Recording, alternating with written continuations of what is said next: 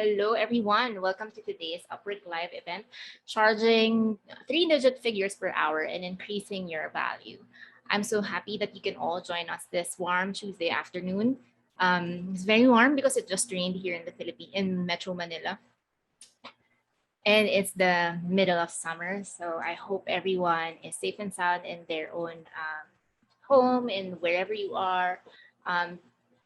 Today is going to be a very exciting webinar. I've been trying to, our guest today has been very active in the community, and I've been wanting to invite active members of the community to be part of our Upwork Live. So it's really exciting to have Dr. Mikko, who I'll be introducing later. So good afternoon. Hello, everyone.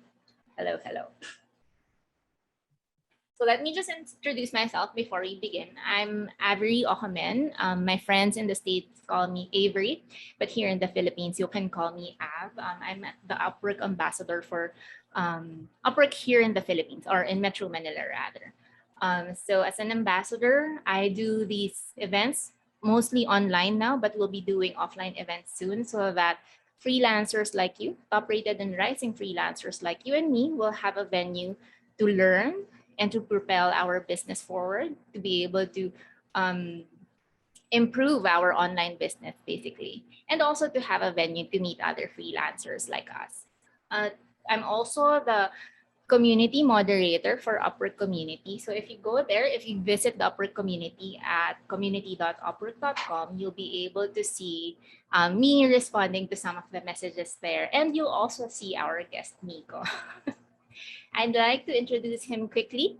For today's event, Dr. Mikko will share tips to propel your business to the next level by defining your niche and identifying your clients, to growing these niche skills and expertise by pivoting your business. So Mikko, can you just say hi to everyone? Hello. So just a short background about Mikko. Mikko is from the planet Earth, but he's now based in Malaysia. He's enjoying Malaysian sun, so to speak. So I'll be giving a more thorough introduction of Mikko later. But for now, let's just discuss.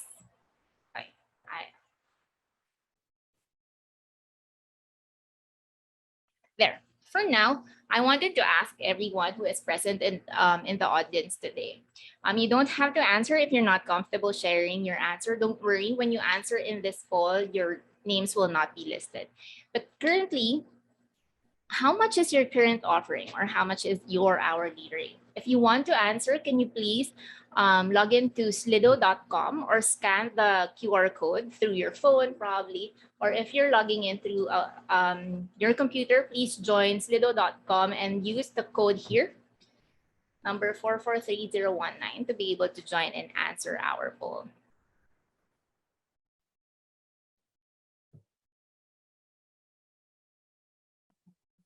Sorry, I don't think the screen was moving earlier. Yeah, I wasn't. Okay, so I want you guys to scan the QR code or to log into slido.com to participate in the poll. So just so we know like how much the average current offering of our audience is.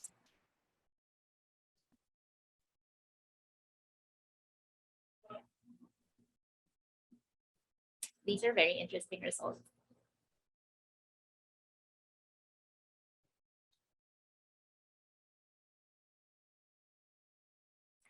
Well, so most of our audience is in the $3 to $10 bracket.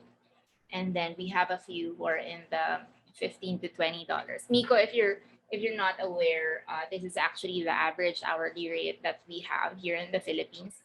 Anything above $26 is actually huge for them.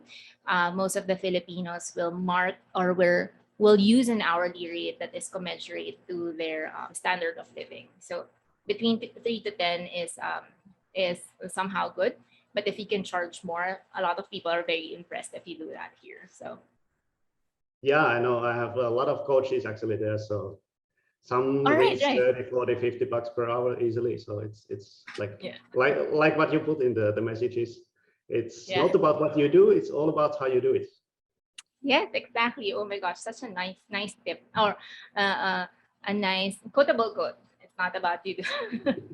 We'll use it later then. Okay, so thank you everyone for participating in our poll. Really exciting to know how much everyone is offering. I hope by the end of this presentation, you'll be able to understand how much you can actually charge when you realize what skills, how you will be able to market your skills to your potential clients. So let's move forward. So our agenda for today, I'll just have a few product updates, and then I'll proceed to a few short reminders for everyone during the course of our workshop or our webinar. And then we'll have Dr. Mikko to speak for us today about our topic, and then we'll do the Q&A. So for our product updates, recently in the Upwork community, we launched the Upwork community groups. So if you're familiar with the Upwork community, we have a forum for freelancers and clients in the Upwork website, which is community.upwork.com. So if you're familiar with Pinoy Exchange or Reddit or other forum websites, the Upwork community is something similar. But here you will be meeting both clients, agency owners, and freelancers alike. So the Upwork community created, the community team rather, created the community groups. And in Upwork's commitment to create spaces for unique and like-minded individuals to connect, this is what we came about. So in an effort to further foster community and connection, we have launched the community groups, which are the hubs that span a myriad of topics bucketed under 4 main groups, which is identity, industry, interest, and impact. So Upwork supports and highly encourages individuals within their respective groups to engage in group discussion and activity.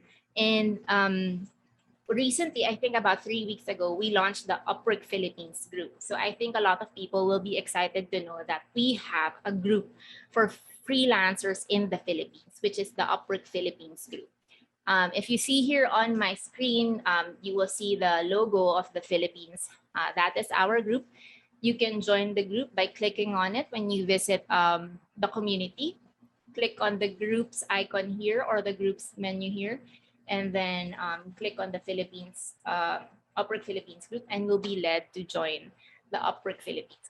I am also a group guide, so I also participate in that group with other freelancers who has volunteered to be group guides. So if you want to just interact with fellow freelancers from the Philippines like you, you'll be able to meet and greet everyone there. So I hope to see you there after this event.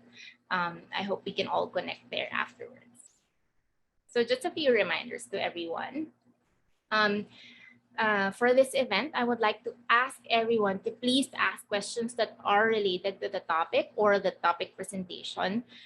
If you have other questions, we can offer, like for example, account-specific questions or questions that are specific to you and you alone. You can go to the community and participate there to ask your questions so that other freelancers and clients can give you tips or can answer or try to answer your question. During the presentation, you can ask questions through the Q&A button in your screen. However, I would like to tell everyone that the speaker will only answer your questions at the end of the presentation, which is the Q&A portion of our event. Just to manage everyone's expectations, know that not all questions will be answered, but we'll make sure to highlight questions where more freelancers will benefit from. If you're afraid to ask your questions in English, if you're not confident speaking in English, that's fine.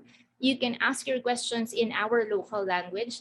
Unfortunately, I only know Tagalog. I'm not familiar with Bisaya, Pampangueño, and other local dialects. So if you can speak in Tagalog, write it down in Tagalog. I will translate for you so that Dr. Mikko can answer your questions, okay? So it's time to meet our speaker.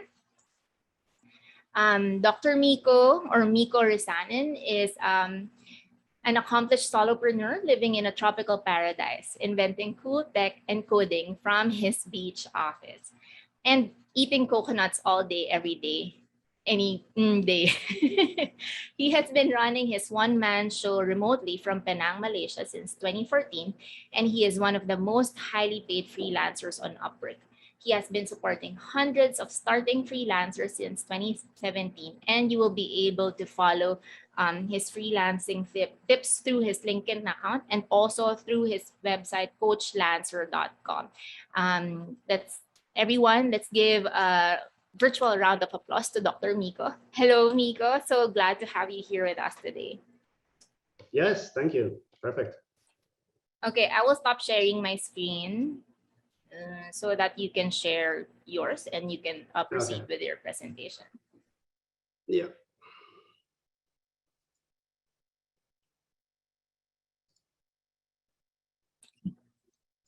Clap emoji. Everyone is doing the clap emoji. Does it look like it should? Try to minimize everything. But I can see your screen. Clear. Okay. Cool. So I will be muting myself and then stopping my video so that everyone can focus on you now. Okay, perfect. Thanks. Yeah, so thank you for the interaction. I've been working on Upwork quite a while, since I think I joined in 2014, and been climbing the ladder a little bit. And let's say what I wanted to share is all about increasing your value and how it can translate to very nice hourly rates, 3-digit figures at best. I think the maximum on Upwork is 999. So you cannot go to 4-digit figures.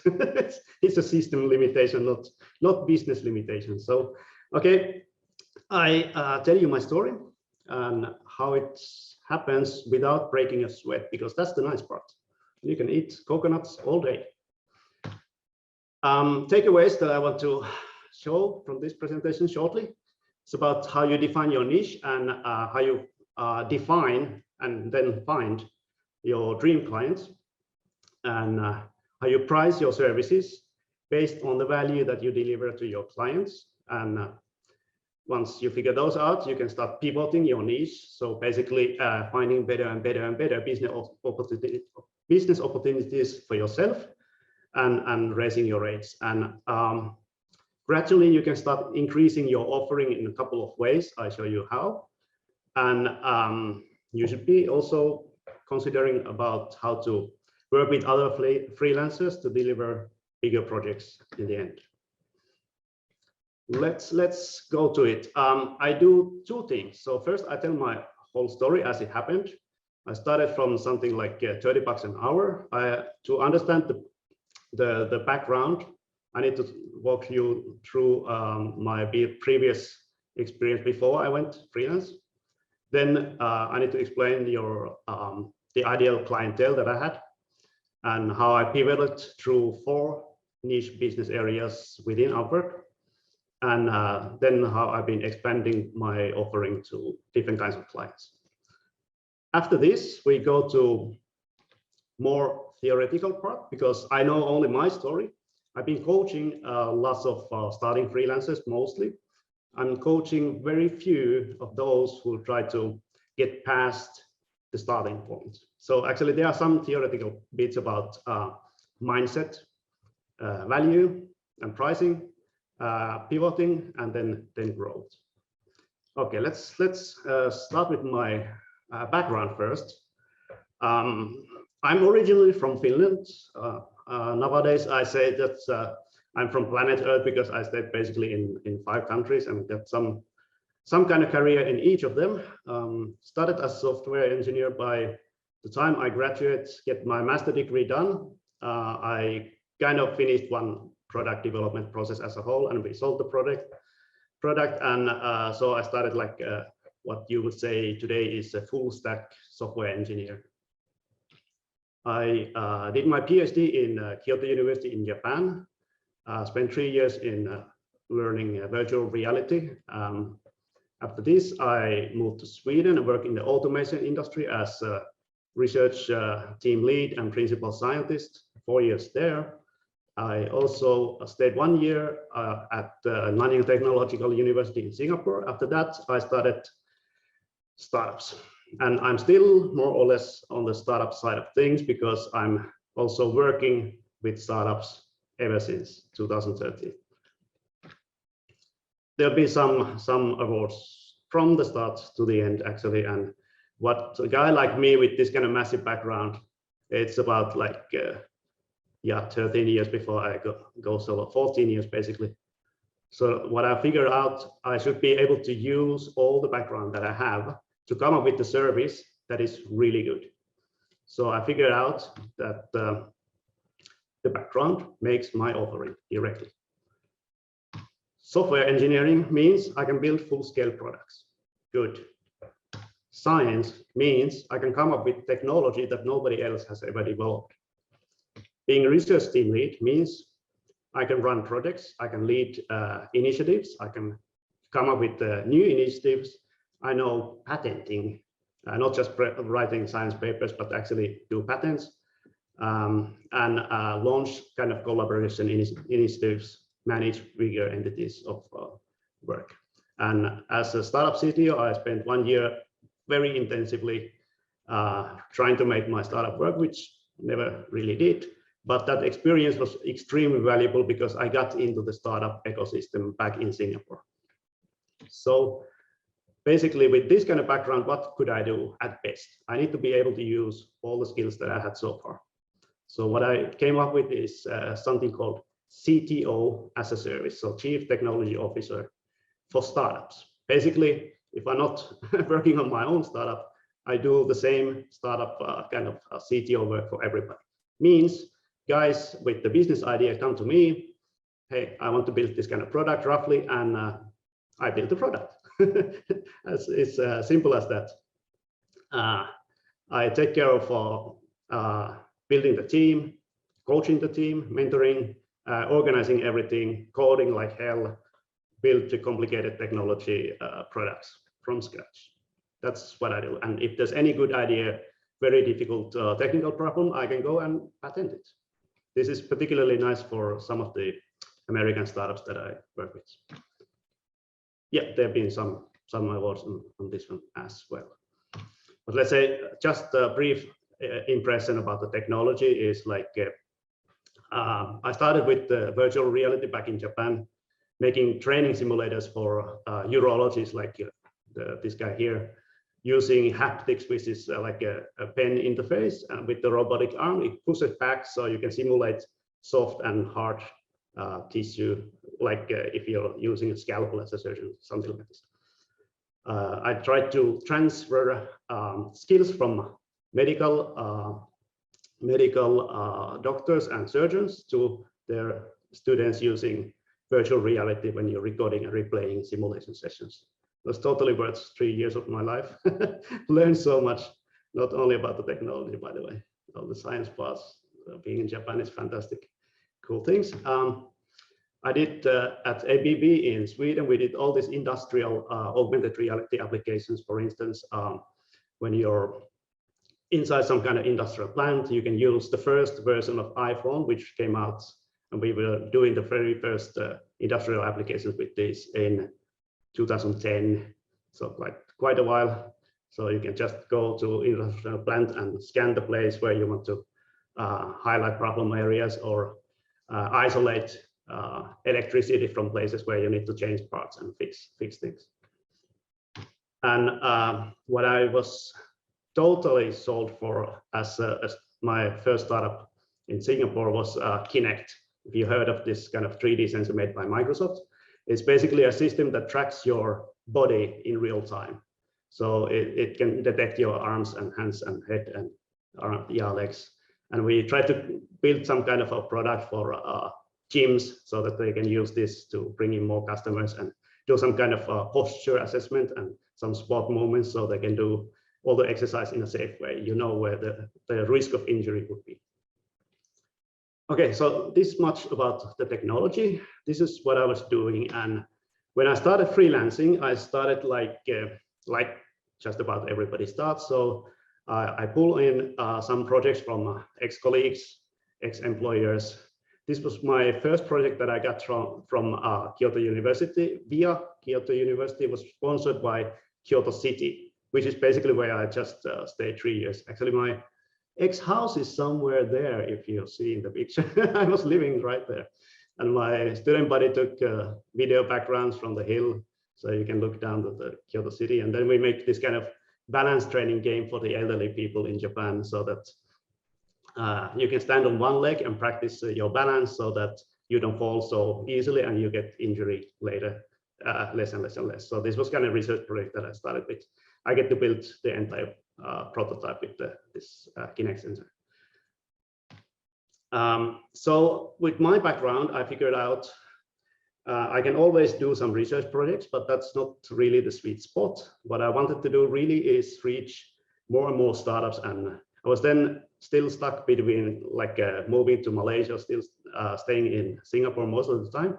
And I was looking at what can I do in practice if I go online. And in my CTO job, I had hired somebody on Upwork. Back then it was called Elance. So I hired somebody on Elance. That guy was phenomenal. He did all the development exactly correctly. So my first idea was maybe I become like that guy first, develop something, and then I grow from there somehow. I didn't know exactly how it's going to go, if it's going to go at all. So I defined 2 possible targets that I could reach through Upwork. And first one was all these researchers. That's my background perfectly there. For these guys, I can always show my portfolio research background and this balance trainer game that we just did. And I can do basically research tools. I can make them, they can use them for their research. And the target that I was really after was augmented reality startups using Kinect technology. I can go and build the products just like what I did for my own startup. And I had my startup product to showcase. We have the very nice video made by Microsoft. So my portfolio, at least I had something to show despite very academic background.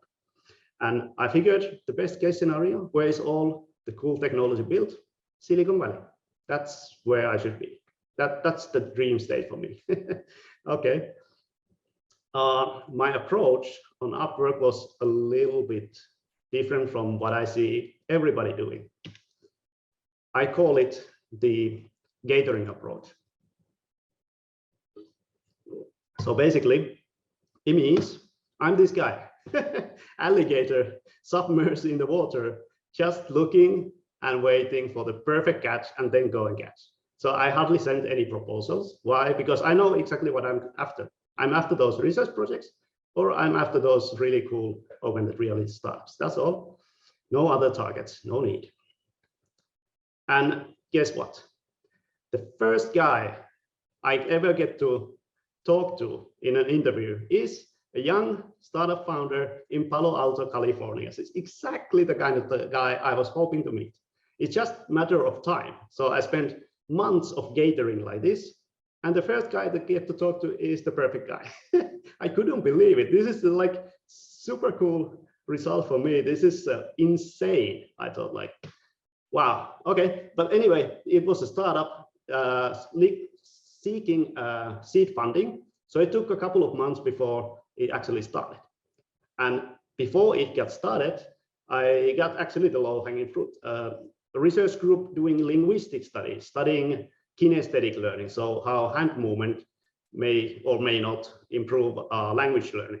So I did the prototype for these guys, and my first project with hourly rate, actually this is the very first project, started with $30 per hour, pure software development, the Kinect sensor. And how I landed at $30 is because of the academic background. I kind of knew what their budget's gonna be without asking. It's a few $1,000 they can spend. They had about 75% of the project figured out, 25% roughly vague. So I can put a fixed price, which is my preference usually. So I just landed like I take the rough budget that I estimate, divide by roughly my estimated hours, I land at $30. And it worked fine. They were very happy with a very nice, simple review. And I move on to do my startup project for this Palo Alto, Californian guy. They pay me $8,000, very good. Second project, second client, the first guy I met on Upwork. I spent quite a lot of calendar time, but not so much development time because we had to be testing, iterating through. Results great. They forgot to put feedback though because it's a startup. They just move on. Great. So at this point, with 2 projects, I was past 10,000 total earnings. And what happened was the second surprise.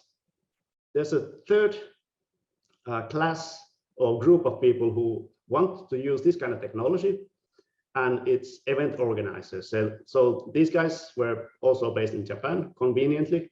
They wanted to create some kind of fishing game that they put in the middle of a shopping mall. And that's where this Kinect technology is perfect, because you can play without touching anything with your hands. You catch some fishes and then you get points, and then you can get the discount coupon that you can redeem in the shops nearby. And this was really cool, and it wasn't my target, but I took it because they promised they're gonna make a video out of it. So perfect, because I knew from the research project, I don't get anything for my portfolio. From the startup, well, it's a stealth startup. It will not launch in at least a year. So I should have something visible in a portfolio. This was perfect. Let's go.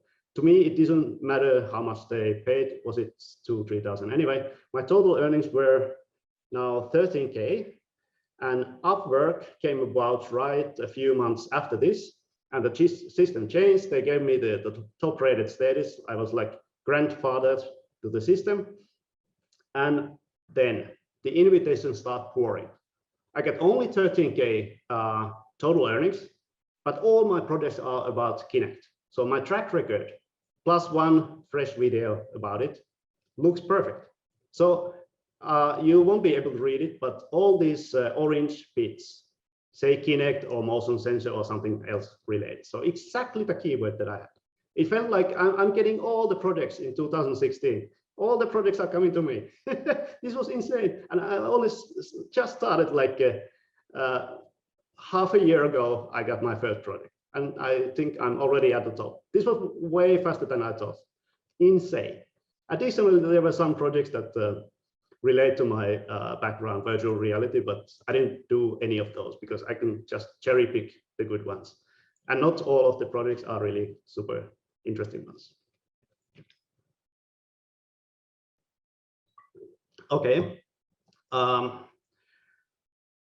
I think 2016, I mostly did small, relatively small fixed price projects. And I figured that $30 per hour, I could charge more if it's a real company, private sector, not some research project. So I put $55. It's almost double.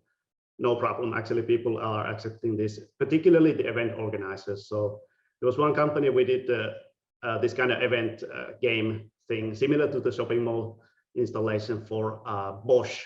So their customer is Bosch, big company. No problem. I didn't spend that many hours.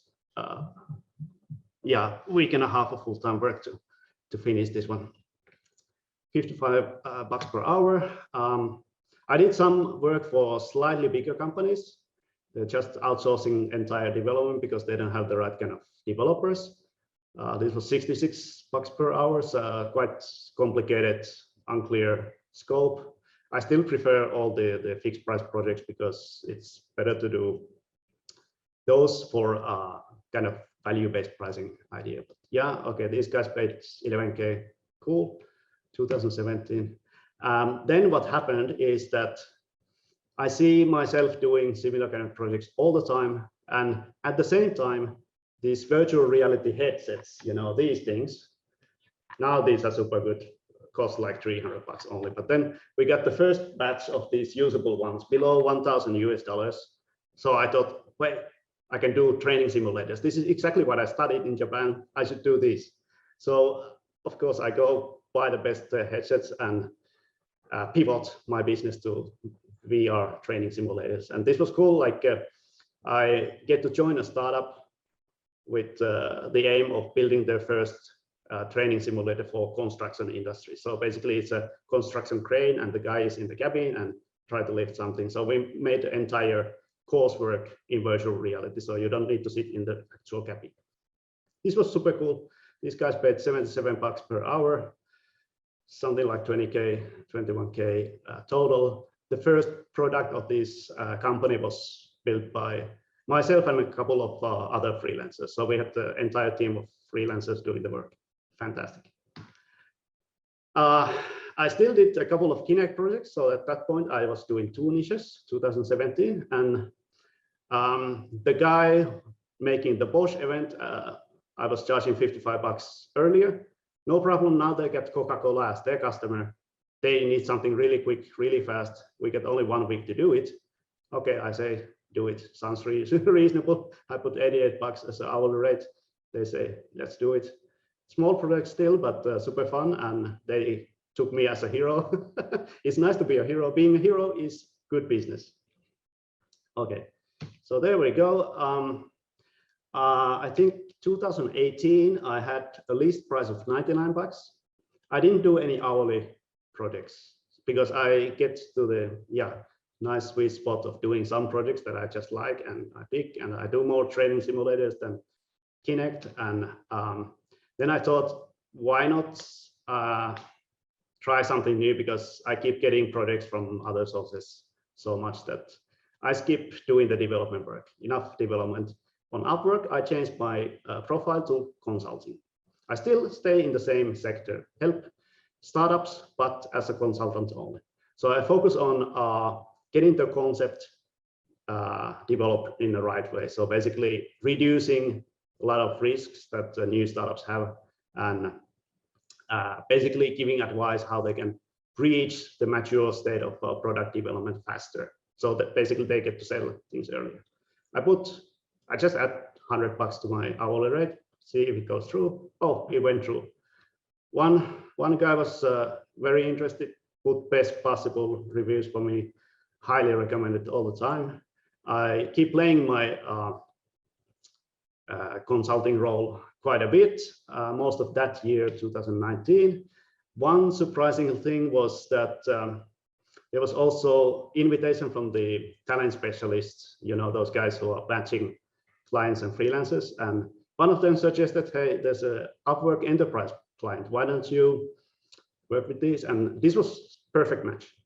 Actually, these guys said, we want to work with you because your rate is so much higher than everybody else's. What's your estimate? I said 20 hours, go do it. I didn't even have a real interview, just a couple of messages, because I see the client profile. It's one of the Fortune 100 companies, so I don't doubt. These are really cool guys. Did the little consulting project, help with the augmented reality concept that they had. Wow, this came also out of the blue. So far I got, I think, 5 big surprises that come through from Upwork to me, just like, wow, I can do business better and better and better.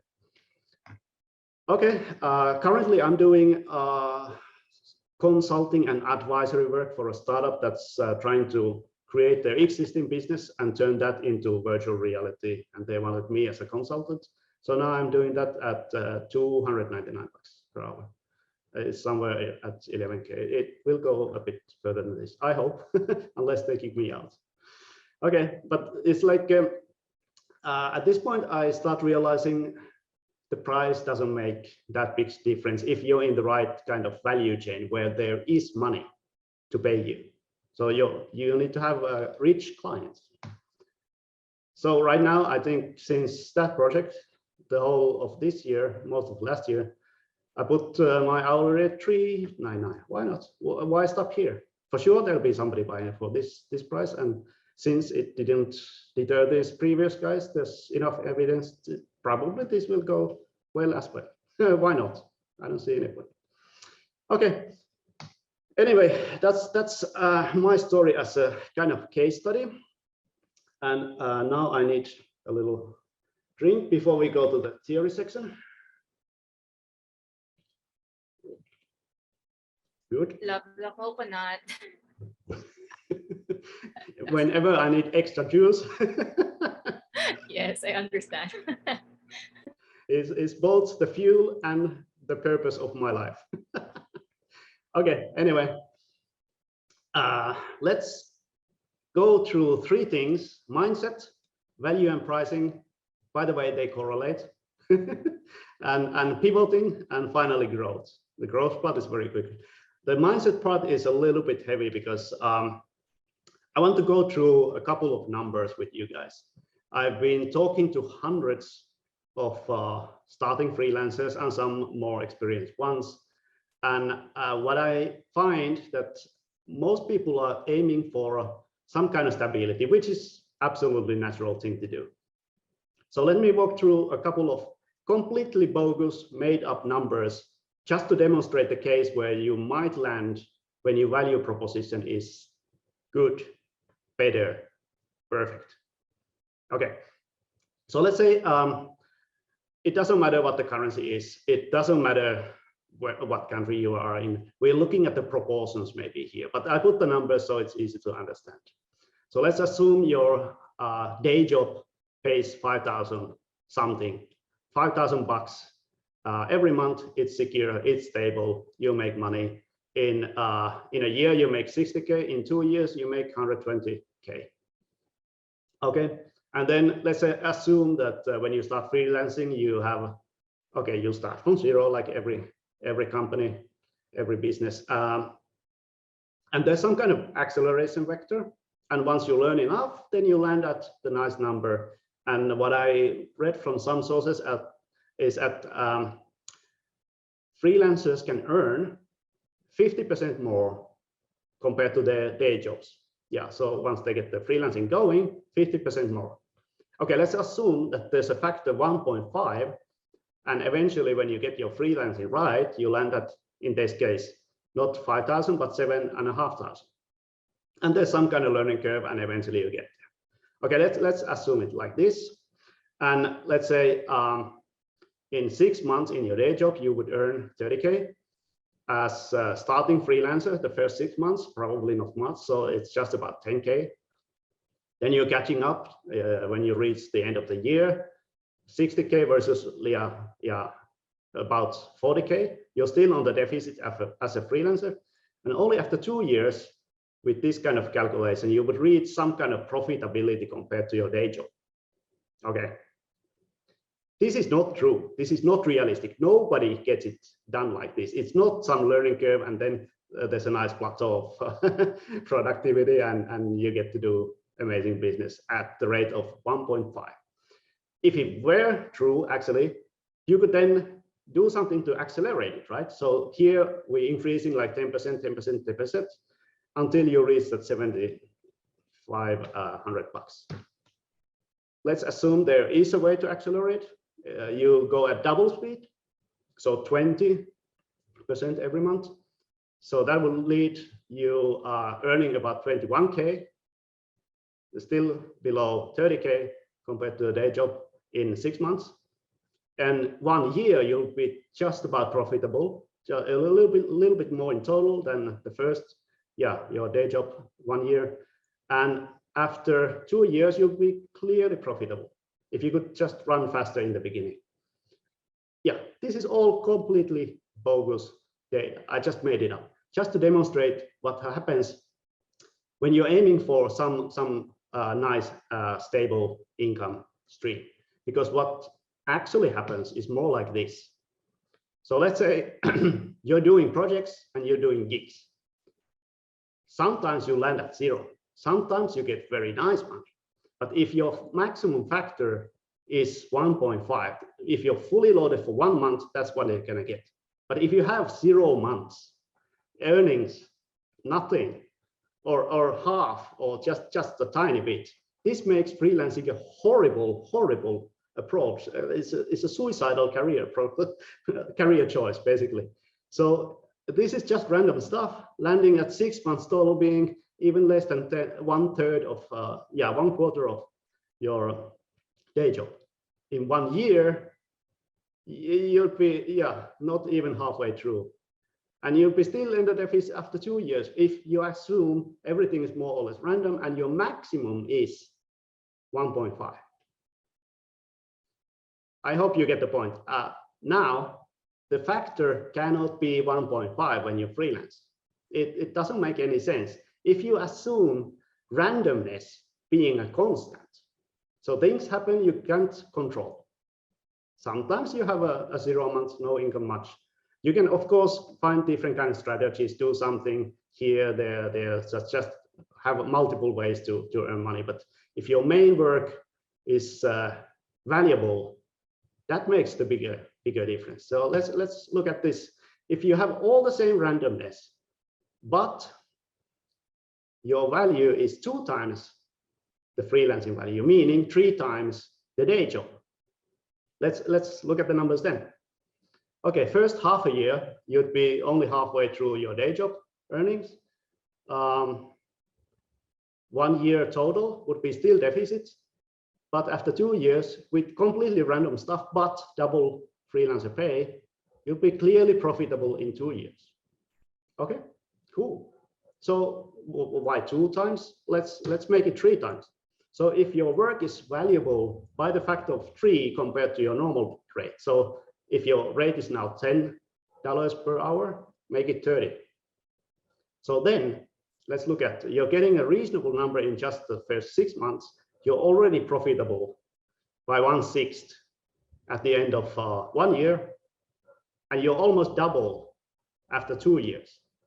That would be nice. And it's still all random gigs here and there, just that your factor, your value is so much higher.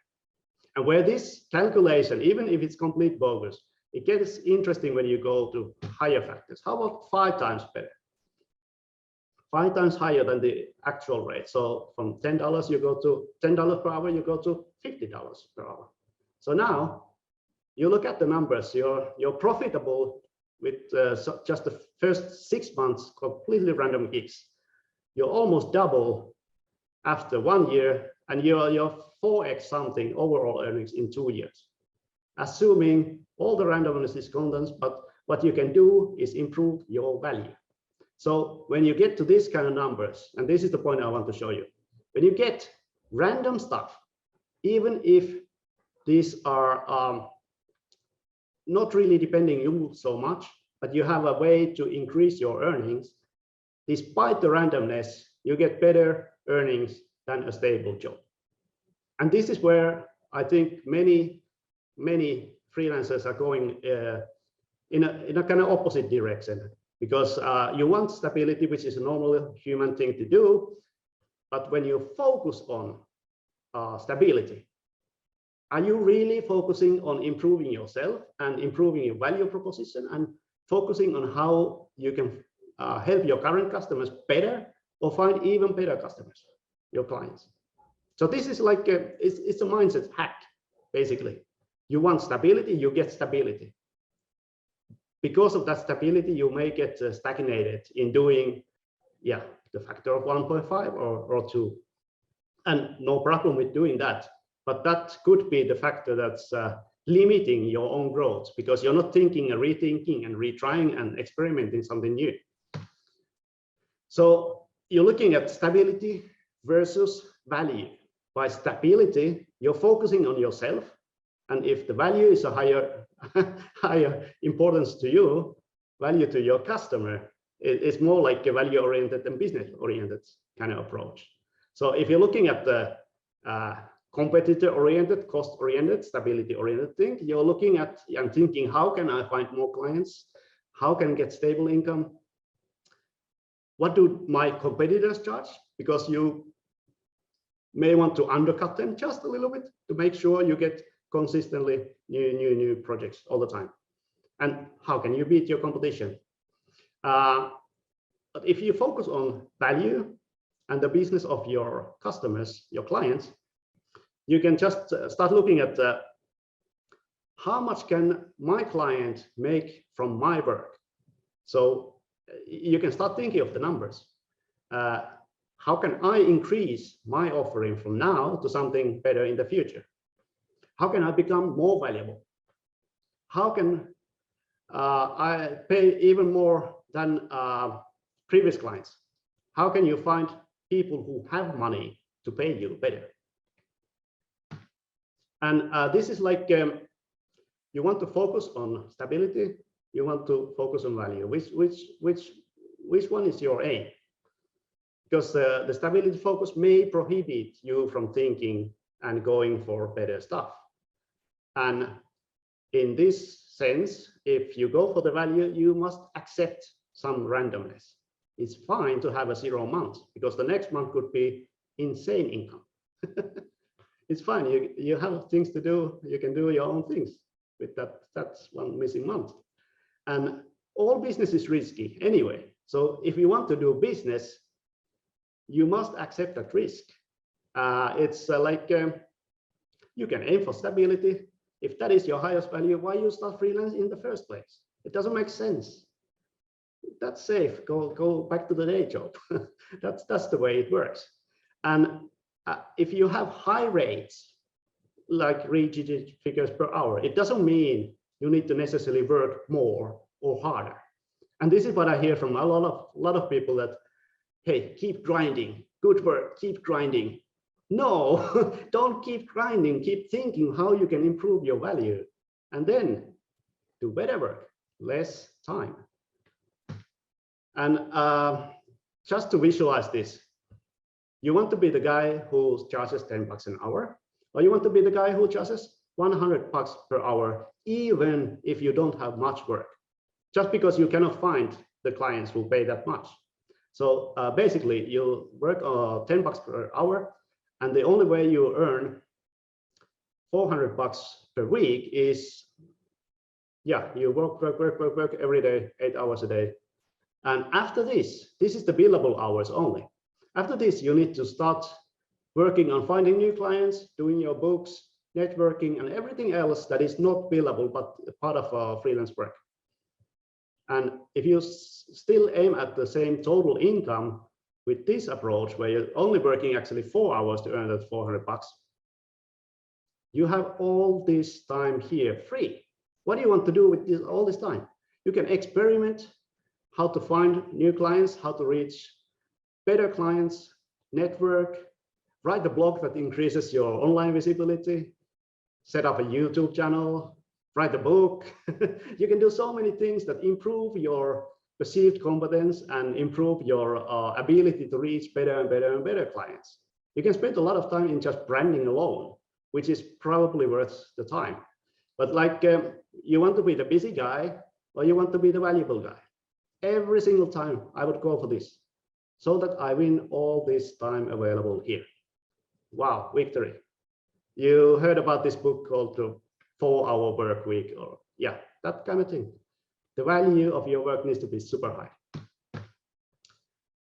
What is this thing, value? Yeah, how to increase it? So basics. What is it? Every business comes down to this. What's the profit? It's your revenue minus expenses, and depending on the complexity of the business, then there are the different kind of things. Maybe you're selling food on the street, and well, you need to buy the ingredients, and that's your expense. And whatever is left is profit that pays for your time, and so on. If it's a complex company, you get expenses consisting mainly of salary and overhead payments and so on. But like what you want to do as a freelancer when you think about value is what can you do to improve someone else's profit? And obviously there are only two main categories. So either you're saving expenses or you're increasing revenue. And guess which one is generally better? Not always, but generally better focus if you want to earn high rates. Yeah, it's more on the revenue side than on the expenses. Not always, but yeah, typically. Let's say a digital marketer or SEO expert being able to bring their clients a lot of more web traffic, probably on the revenue side of things. Then it's very easy. You bring more and more and more. They're happy to pay you very high rates because, well, it's direct relation to their profits. And the sweet spot where a freelancer can make quite a bit of cash is that you go for very specific clientele. You know your industry, you know your value chain, you know exactly who is selling what to whom in your value chain. So you can just think of parts where you want to inject your own offering. Is it cost saving or is it something that increases the revenue? But by default, you should be looking at highly complicated multifaceted problems, find those, figure out solutions, then package perhaps a little bit as a freelance service and go and help your customers. And there should be also problems that the client cannot solve in an efficient way, at least.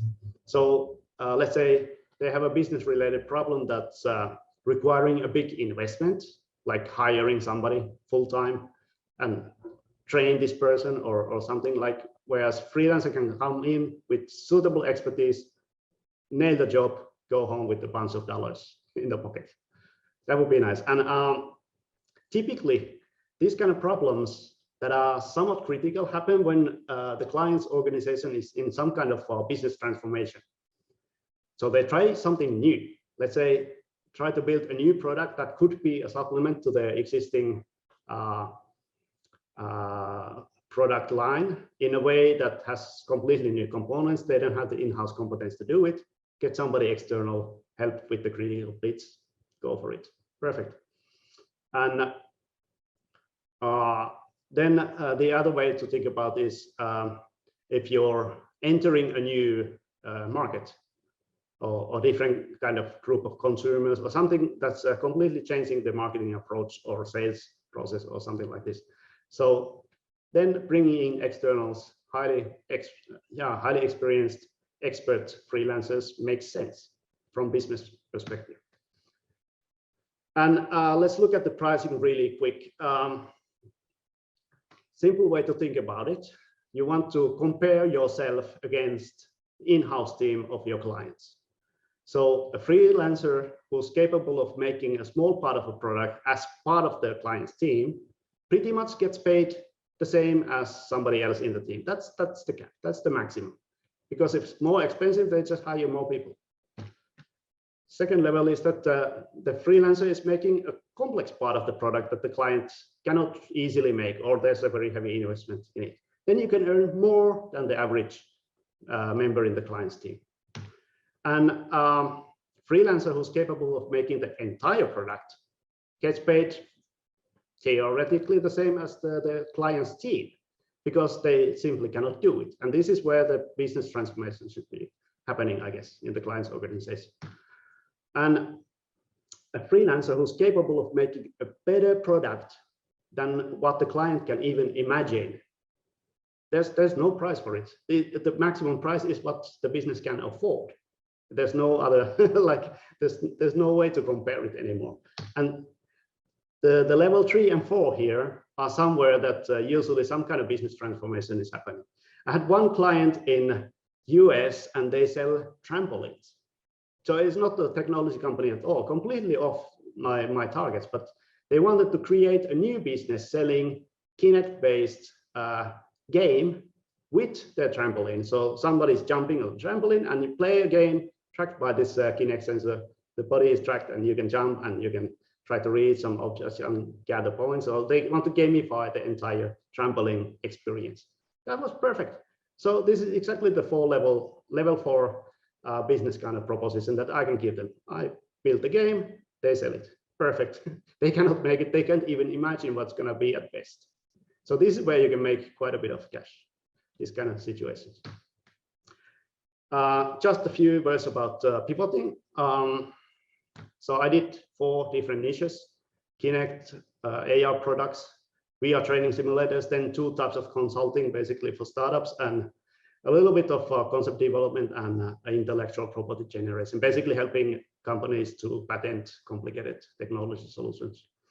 And there are some principles that are helpful. For instance, you should always build on your previous portfolio, because if you start from scratch, I saw somebody who wanted to do voice acting, and what this person was doing earlier was content writing. So all the track record on Upwork, the work history shows content writing. The headline, profile, everything says voice actor. It doesn't make sense. Nobody wants to buy this because there's nothing visible in the profile and portfolio that backs up the competence as voice actor. So you should build on what you already have in your portfolio.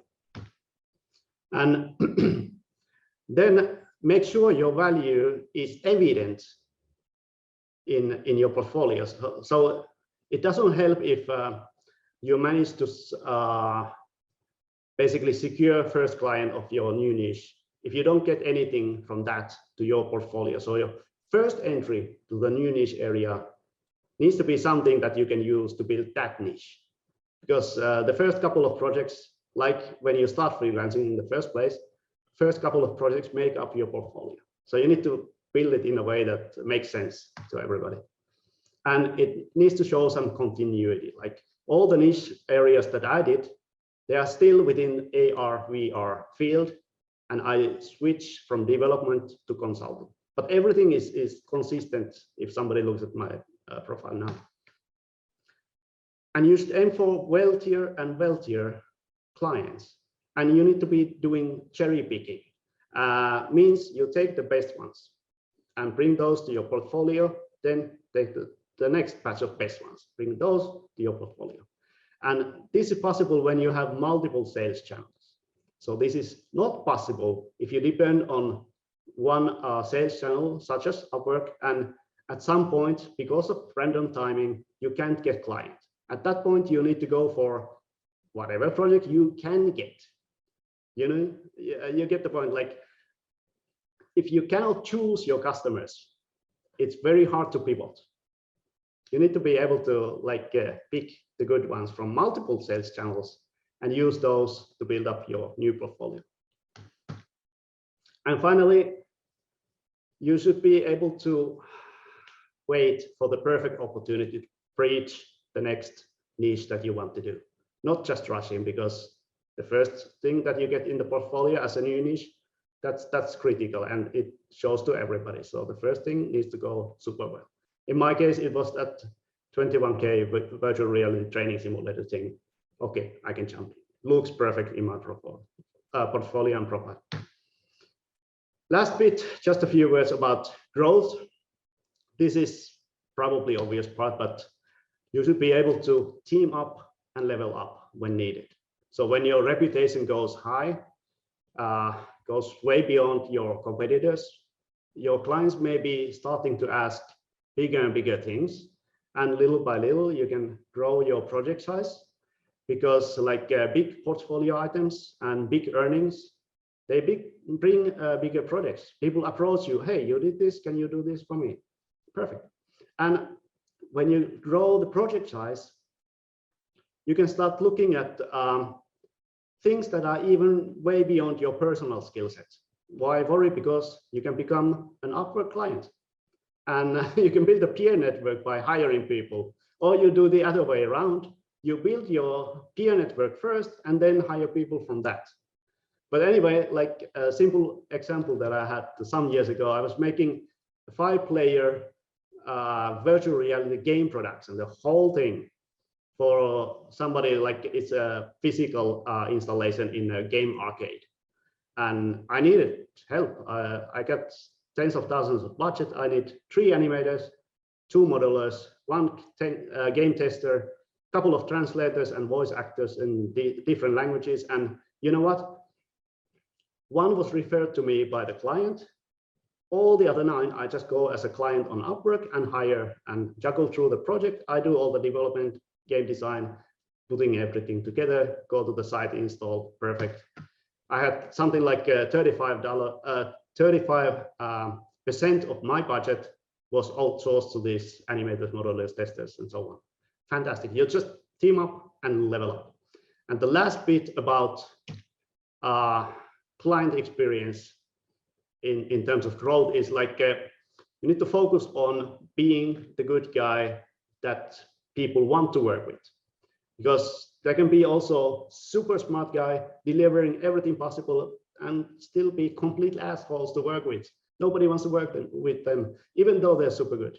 But you need to build in a kind of experience in the client's mind that they think, wow, this guy's cool.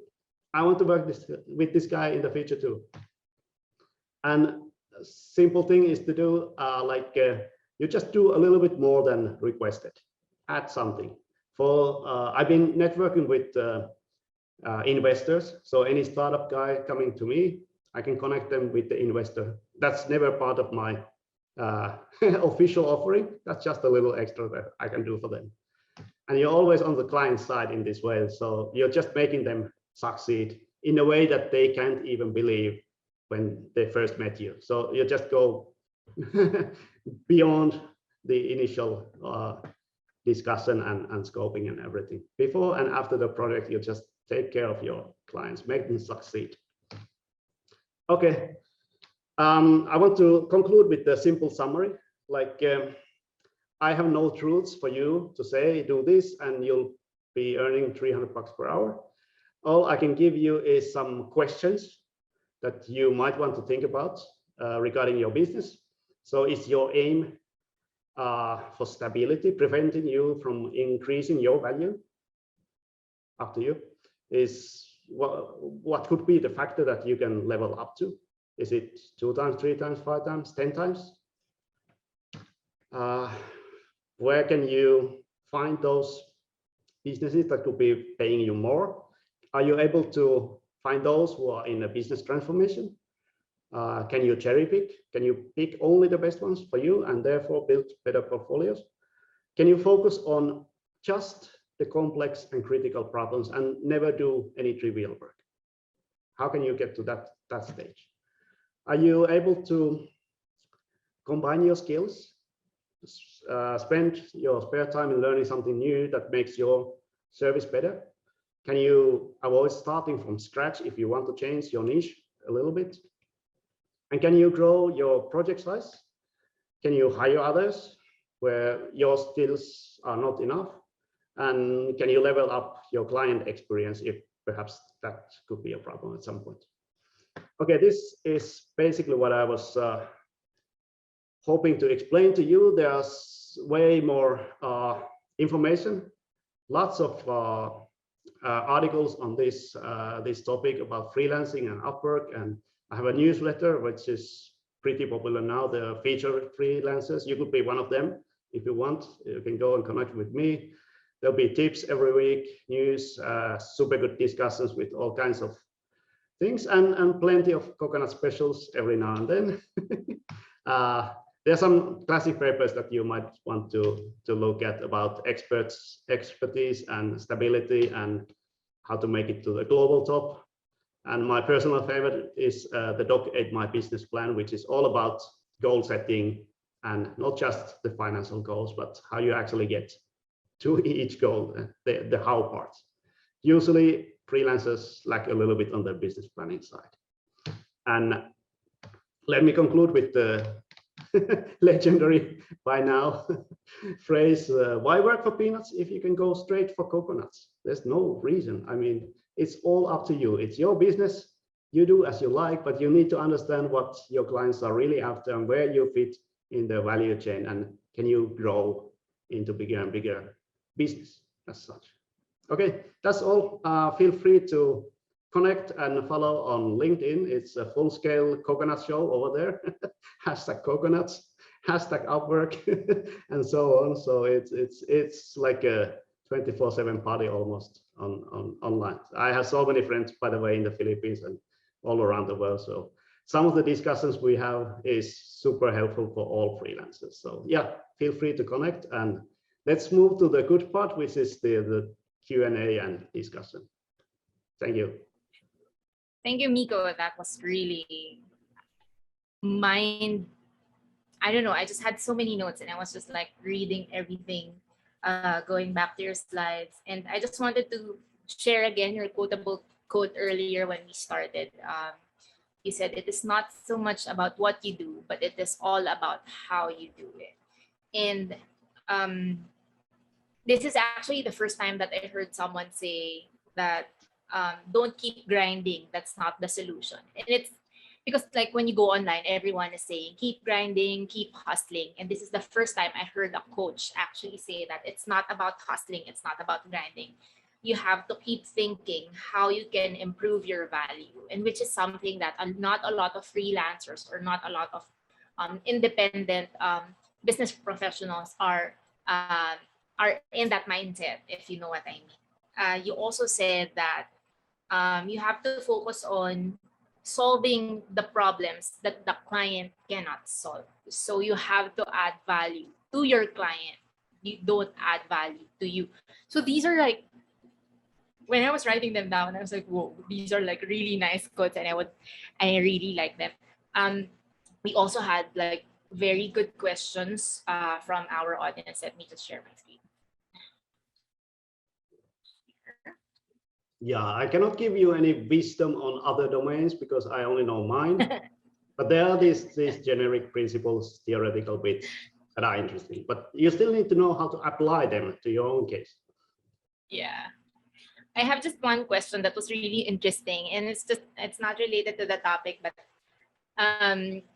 one anonymous attendee was asking, how many coconuts per hour do you drink? Drinking, eating, or misusing? What do you mean? What do you mean drink? What do you mean misusing? How do you misuse it? No, but let's say 1 in the morning, actually. This time I said this for the afternoon. I see. So it's if like you one consume every day. everything, you get pretty fat, actually. There's a song on YouTube, like coconut is not a nut. You should watch It's it. a Filipino It's very song. educational. Yes, a Okay, coconut nut is not a nut. Yeah. If you eat too much, you get very fat. Yes. Yeah, exactly. Okay, let's go on to some of the questions from our audience. Let me just, I actually had to close the chat earlier because a lot of people were like discussing and stuff. Let me just turn it on again. Let's see. Okay, I can seem to turn it on. I'll do it later while you're answering the questions. But for now,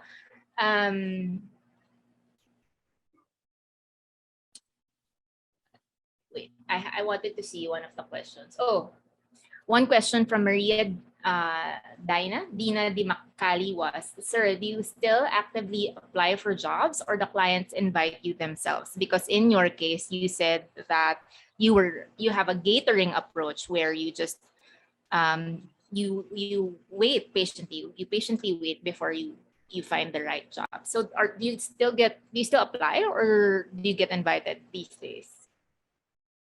Yeah. All I can say, I can't remember when I was last time realistically and with serious attempt. Yeah, sending a proposal. I can't remember, years back. So it's all invitation, because like, to me, efficiency is everything. So that was one of the reasons why I thought Upwork works so well. Particularly, I showed you the invitation list. It's so good. So once you have some reputation, you start getting the keyword hits very easily. It doesn't happen if you get zero earnings, I guess. So you need to grind in the beginning a little bit. And if you get really good clients up front, yeah, early on, you can build that reputation very quick, because just how the keyword search works. So I haven't been sending proposals. Yeah, I'm not gathering anymore. I'm just like, I don't know. I'm a floating coconut in the sea. Somebody will fish me up. And I have a question that wasn't really asked in our Q&A, but it was like discussed in the chat window earlier. A lot of people were saying that they're actually new and that you're very experienced. That's why you're very successful in Upwork. But for those people who don't have experience yet online as a freelancer, or like they're a fresh graduate, what can they do really? Like, how can they create their portfolio if they don't have any offline experience, or if they haven't been hired yet anywhere before? Yeah, so what most people would say is you do some mock projects, test projects, just to build something visible, some kind of a portfolio. For designers, I think this is very natural thing to do, but not so easy for some other types. I guess the recommended way is, if you don't really have any kind of experience, what are you aiming to gain from freelancing in the first place? Why not go for an internship, for instance? Build your competence, because it's super difficult to build your personal competence and a business at the same time. You're starting from absolute zero in both senses.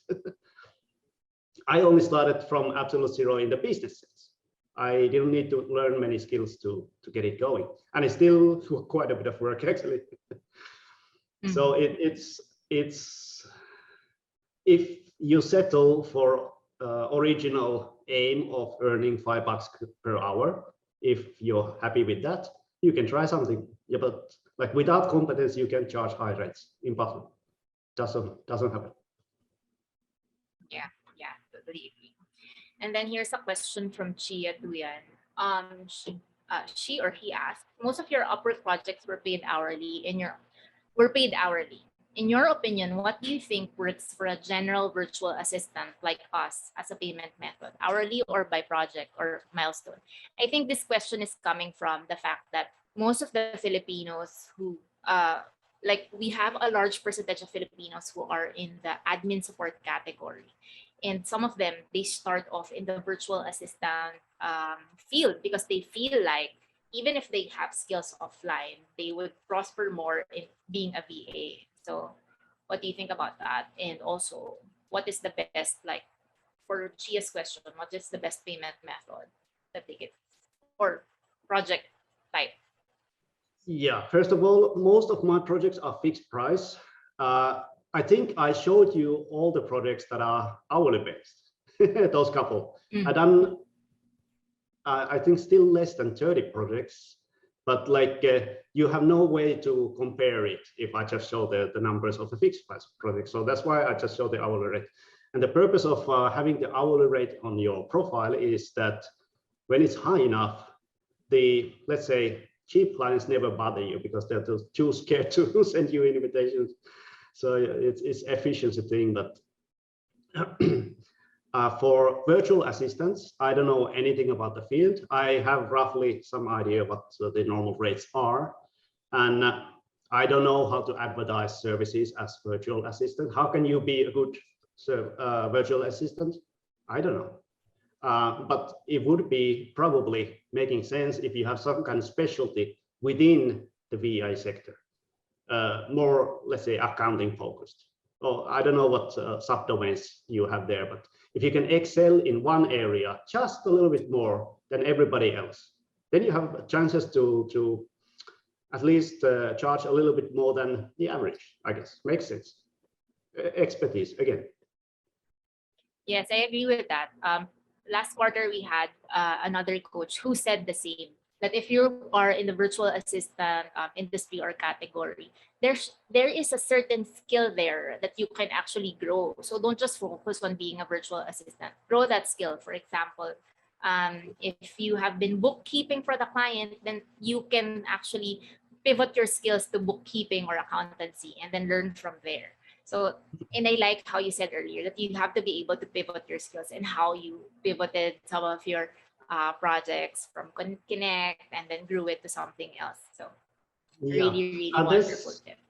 One little hack that I could mention. So, if you have trouble finding the initial first couple of projects, what you can do is focus on specific kind of clientele, even if you don't have any particular competence. You just pick an area. Let's say you're helping US-based LLCs, one type of company.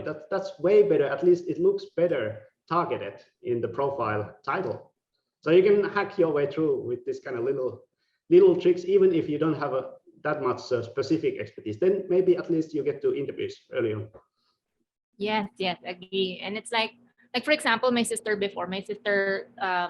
is an illustrator and a graphic designer. I forgot her title. It sounds better, but and then before she used to like get a lot of projects that are not related, and then she focused on doing marketing materials and those like the boxes that you use for products. That's her current focus now. So now all of her clients are mostly clients who are looking for designers that can do product wrapping or something. So that is very important, like targeting a certain client, because now you can narrow down like who you want to work for and who you need to search for in the marketplace. So really helpful tip there.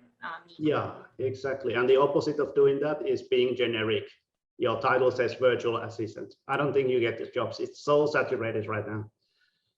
Yes, exactly. But yes, thank you for mentioning. Specialize.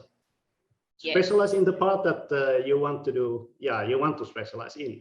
You can put the title Exactly. there and then go learn it. Yes. So we have a question from Raydel Gamayot, and I think you slightly answered this earlier because he's saying, um, he was asking like, what makes Upwork better than other platforms, and have you tried other platforms to upsell your skills before, then opted to stay on Upwork? But I think earlier you mentioned that you have like multiple sales channels. Am I correct? Yeah, but none of them are freelance size, and that's perhaps the point. Like I started in Singapore, I was pulling in all the previous employers' contacts. I had one project for a guy who I had a job interview with 1 year ago before I started freelancing or something like this.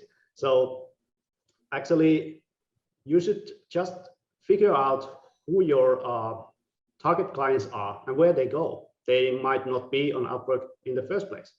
You just follow, like pick the group, go there, mingle, do networking, do events, set up a YouTube channel, write a blog. There are so many ways that you can try to attract and build your name in the eyes of that clientele. Yeah. So we have a question here about increasing your rate, basically, or like choosing how to choosing your rate earlier. So you mentioned earlier, while showing the 24-month table, that we can aim a freelance rate that is 5 times a full-time rate that we receive in a corporate job, for example. Is 5 times a reasonable and realistic factor? Although I think you mentioned in your summary that they can choose their own factor, right? You said earlier that what is a reasonable factor for you? It could be 5 times, it can be 10 times. And then she mentioned something very specific. If someone's full-time job is worth $1,000 for 22 days times 8 hours, is it realistic for the same person to reach $28 per hour for more or less the same skill set or experience? You want me to I'm not repeat sure that? about the numbers at all. So I think the question, yeah, the whole setup is a bit somehow funny, because like you get paid for what you can do for your clients. So if you're in a cost saving business, probably you cannot go very high because somebody else will do the same work as you at slightly lower rate. So that's why like Upwork is called the race to the bottom. It's not, it's race to the, it's the race to the top, because you should be able to do more than everybody else in your niche field. Then you can be the top guy that everybody wants. And once you're there, you get all the projects and you get to do the cherry picking that further feeds into your work history that shows publicly. So it's all about like specializing, doing more for your clients, not necessarily in terms of work hours, but in terms of impact. Yeah. So I'm just flashing again. Someone requested to flash again this summary because I was also trying to copy it later until I realized I have a copy of your presentation. So someone is just asking to flash the summary because it's really important. Like what Mikko said earlier, it's not, there is no like step 1, step 2, step 3. It's all gonna be like about you and how you answer these questions. I hope everyone here can like screen grab this because it's really important that you first change your mindset, and then you have to understand the value that you want to offer to your clients. And then from there, you try to pivot, and then you try to grow. So I think if there's a step-by-step, if we're just gonna identify a step-by-step, it's really changing your mindset, identifying your value, pivoting your skills from there, and then growing your business. But if you're gonna ask Mikko or me, like, how can we do this step by step, step 1, step 2? Mikko is gonna tell you straight out, no, there is nothing like that. Because what if you you can visited, do, yeah, sorry. yeah, What you can go do ahead, go in ahead. practice is you find a really good mentor who is in your field and knows much about that, and make some kind of business deal with this guy, and make sure that you stay together for at least a couple of years, in a sense that you get some kind of a professional guide when you need it. So actually coaching and mentoring, these are the best ways to work around this questions when you don't know exactly what way to go. But it has to be the guy who's in your field, so you get more out of the general advice. It's more than generic theoretical stuff. It can be much more practical. Somebody who knows your industry. Yeah, and if you want, you can also visit Mikko's blog and coachlancer.com and try to make him your coach. Yeah. There is one very specific question, and I don't know if you are aware of this author, but one of the attendees said that you seem to resonate most of the tips from Tim Ferriss's book. Are you familiar with that author? And then they asked, I'm familiar, but I never still read the book. I know the title. I should read the book. But I mean, so I guess you not really. Yeah. So I guess you won't be able to share, because the question is, what are the top 3 takeaways from his book that you have applied to be a successful freelancer? But maybe just to jump off from this question, did you also have your own coach when you started, or like how did you learn all these? Like, did you just like research and then it was like a eureka moment? This I use my brain. I realized when I started writing Coachlancer blog 3 years ago, I should have had, because I would have reached a very nice state of doing business probably way before I joined Upwork, because I couldn't figure out exactly. My problem was inefficiency of finding new clients before I joined Upwork, and I wouldn't say that it was really the crucial point. If that somehow didn't work out, I had some other ways to work on, which I took in as sales channels later on. But it's like you should have somebody senior in your field to help you figure out some questions, because what a good coach or mentor can do is make you think through what you're actually doing. Because if you're doing all the thinking yourself without any kind of discussion with anybody, you get stuck sometimes with your thinking and goal setting. Sometimes you realize the goal that you just set isn't even the correct goal. Even if you get there, it won't help you, or particularly it won't help your clients in a way that in turn helps you grow your business. Yes. And Mikko, just to also, because everyone was like very surprised with the rates that you were charging your clients. How do you know, and this is related to another question that was sent through the Q&A, how do you know that you are charging the right rate? Like, how do you assess that this is the rate that I should be charging the clients based on the value that I can give them? Yeah, so as long as I work with startups, they don't have a clear idea about just about anything. They have hopes. And what startups usually are after is the most skillful, experienced guys that they can get hold of. And particularly those startups that have ability to raise funds, they have funds. So there's no point going into business where your client has $100 and you're asking for $200. They don't have it. You cannot get it. So if my client has millions of dollars, they don't mind spending 10K if they get the right kind of advice. In the beginning, when the most critical, if they go on the wrong track, it takes a year before they start making revenue. So if I have some good ways that help them to do some kind of business in just half a year, wow, the value is like, it counts in hundreds of thousands, best case, or more. So you need to be in the right kind of value chain, in the right position. And I'm not stopping here, by the way. I'm adding every project that it makes sense. I'm adding another 100 to my hourly rate. Why not? Why stop here? Yeah, that's a good question. But you need to have wealthier clients, and you can't be in the cost saving business.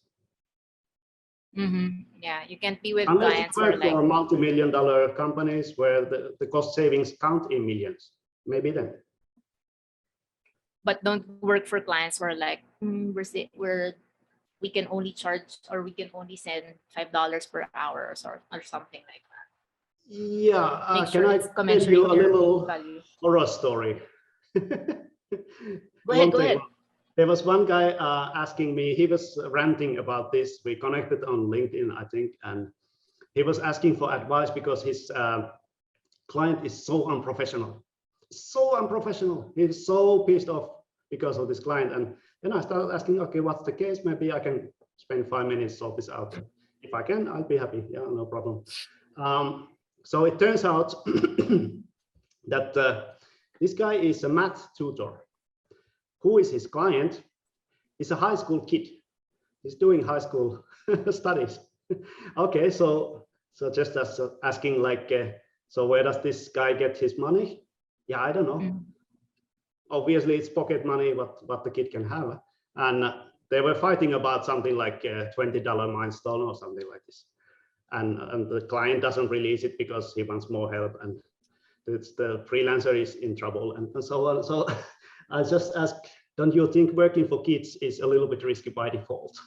It's just a rude question, but like, what do you think? You're not even anywhere near profitable value chain.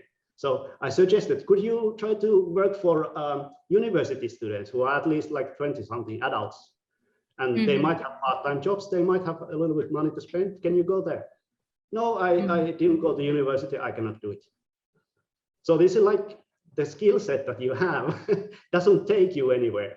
So after this, he quit freelancing altogether because he can't possibly make money out of it. So the skill set was his limitation in this case. I don't know if he got paid for that $20 or not. It doesn't matter so much. But this is like a horror story of focusing on completely wrong kinds of clients who don't have money. They cannot pay. Yeah. Yes, exactly. And a lot of freelancers fall into that trap, and then they can't get out of it because they feel it happens when you see clients. Everybody is a client. But if you don't niche down to different kind of industries, it's a losing battle. Mikko, there's another question here that's related to the Upwork profile. Like, and I think this question was a hot topic when we first rolled out specialized profiles, and I think you were also one of the people who commented about the specialized profiles. They're saying that does it give more value to you if you have another profile that's unrelated to the skill set that you have in your general or main profile? What do you think about that? Like creating a specialized profile that is totally unrelated to your general profile? I think it makes it look strange. It's like the case of this content writer who wanted to be a voice actor. If the combination makes sense and that combination makes your offering better for your specific clients, go for it. Yeah. So my current profile is generic, plus a specialized profile for startup consulting about AR, VR technologies. And another one is, I think is still online maybe, the development track for training simulators specifically. So these are not so far apart. They're still in the same technology sector. They're still mainly aiming for the same kinds of customers, client startups. So then they don't cannibalize each other. But if you have completely different fields, you need to think like how you're going to write your general profile that represents both of your specialized profiles in a more like generic way maybe. But if that combination doesn't make sense for your customers, whoever your target is, you should just pick the better one or the one that you want to grow to. Yeah. But you can't give conflicting messages in the profile. It just doesn't go anywhere. And I guess it also adds to what you were saying earlier, that the work history should all sound the same. It shouldn't be like a jump from one category to another. So that's why you need to be able to specialize. Yeah. Yes, and that's where the cherry picking is completely necessary. So even if you get the good opportunity that pays a lot of money, you need to think if you want to take this one and potentially change everything about your business, or you want to stick with the current rate, or are you technically trying to pivot a new niche, but you're getting a different kind of thing, then you're not getting to the niche that you want. You need to go like, you need to always choose based on what other people will see about your profile after the project. So think ahead a little bit. Exactly. Unfortunately, we only have a few minutes left, mainly because Mikko's presentation was really good. Don't worry, everyone. We have a recording of this event. You can visit it in upwork.com/community/events. You can check on the events page where we have the title of this event, and then within 24 hours, we will be uploading the recording of the event. But before we end, we would like to ask everyone two things. So number one, I sent you a feedback link. Please share your feedback with us so that we can know how to improve these events moving forward. And I have shared with you Dr. Miko's community post. So he has been sharing or he has been writing blog posts in the Upwork community, and you can visit it in the link that I shared with you through chat.